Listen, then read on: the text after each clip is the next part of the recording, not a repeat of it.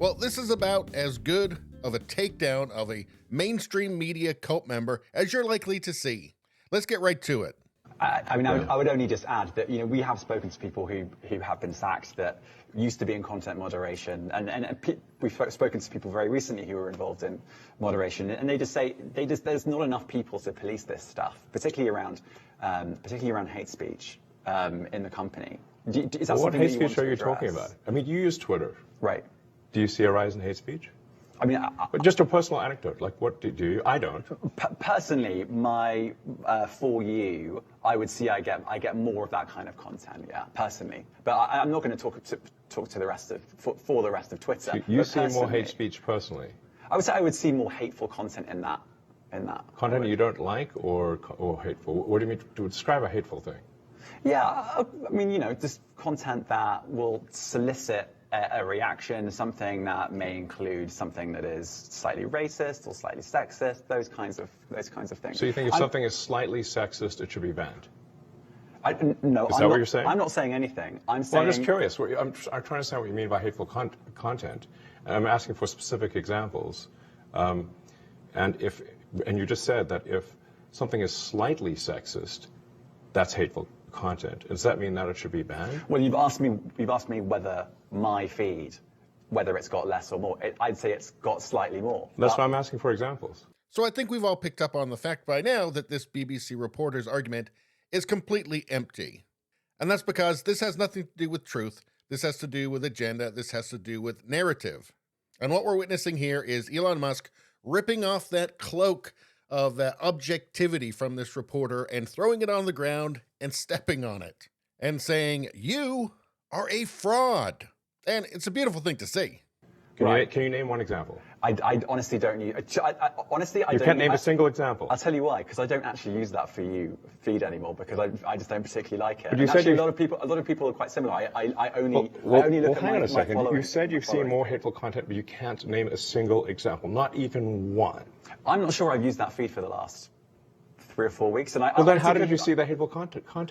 Because I've been using Twitter since you've taken it over for the last 6 months. Okay, so then you must have at some point seen you hateful content. I'm asking for one example. Right. And you can't give a single one. And I'm saying I say, sir, that you don't know what you're talking about. Really? Yes, because you can't give me a single example of hateful content, not even one tweet, and yet you claimed that the hateful content was high. Well, that's a false. No, what I claimed... You just lied. What I claimed was there are many organizations that say that kind of information is on the rise. Now, whether it has on my feed or not... I mean, right, and literally if you look at something one. like the Strategic Dialogue Institute in the UK, they will say that. So look, people will say all sorts of nonsense. I'm literally asking for a single example, and you can't name one. Right, and as I already said, I don't use that feed. But then how would you know that? I don't think this is getting anywhere. You literally said you experienced more hateful content, and then couldn't name a single example. Right, and as I said, that's absurd. I haven't actually looked at that feed. Then how would you know there's hateful content? Because I'm saying that's what I saw a few weeks ago. I can't give you an exact example. Let's move on. We only have a certain amount of time. Well, I've got to say, it is fun watching a BBC robot malfunctioning when it's clear that his gaslighting is not going to work. Elon Musk is asking him, give me one example of an increase in hate. The guy can't do it. And he's obviously lying. He's clearly lying. You can see his story is completely mixed up. He doesn't even have a story. Doesn't need to. To be a mainstream media cult member, all you need to do is just keep repeating the narrative over and over again. And normally it's not a problem because they don't get called out on it. Here, something inconvenient has happened.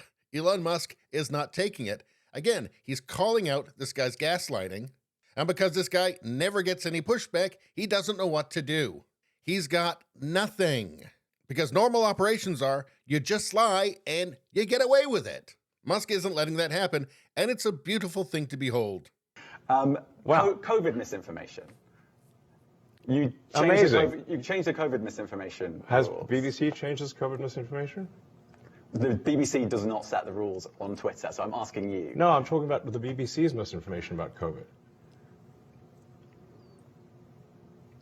Ooh, well, that was awkward.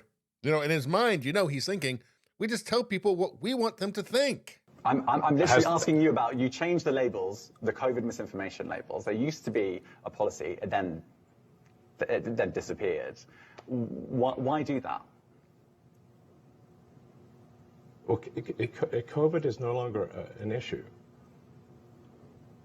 Does the BBC hold itself at all responsible for misinformation regarding masking and side effects of vaccinations, and not reporting on that at all?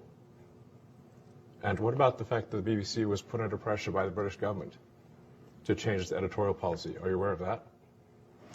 This is not an interview about the BBC. Oh, so. You thought it wasn't? And I see now why you've done Twitter Spaces. I am not a representative of the BBC's editorial policy. I want to make that clear. Let's talk about something else. You want to talk about the BBC? You too. All right, let's talk about something else. You weren't expecting that. Let's talk about something else. Yeah, he was certainly not expecting that. They're used to dealing with, sympathetic figures and collaborators. Elon is not that. And of course, the BBC has not acknowledged their misinformation. Of course not. That's not for them to do. They had a narrative to push, and they pushed it. That's their job. Oh, you thought their job was to tell you the truth? Well, if they themselves haven't disabused you of that notion yet, nothing will. And getting back to the hateful content thing, well, here Elon asks them. Twitter. You see more hate speech personally? I would say I would see more hateful content in that. Content you don't like, or? Yes, there's no mystery anymore. It's just content they don't like. That's what they call hate now. And yes, of course, that there's criticisms of Elon Musk. Not everything he's done is perfect. I get it. But this is damn awesome. And Twitter is better. It's 1,000,000 times better since he took over. And I, for one, am glad he did. And I hope he keeps treating the media exactly like this, because it's exactly what they deserve. Anyway, please subscribe, like, and share. Sharing really helps me out. I thank you for that. And I'll see you next time.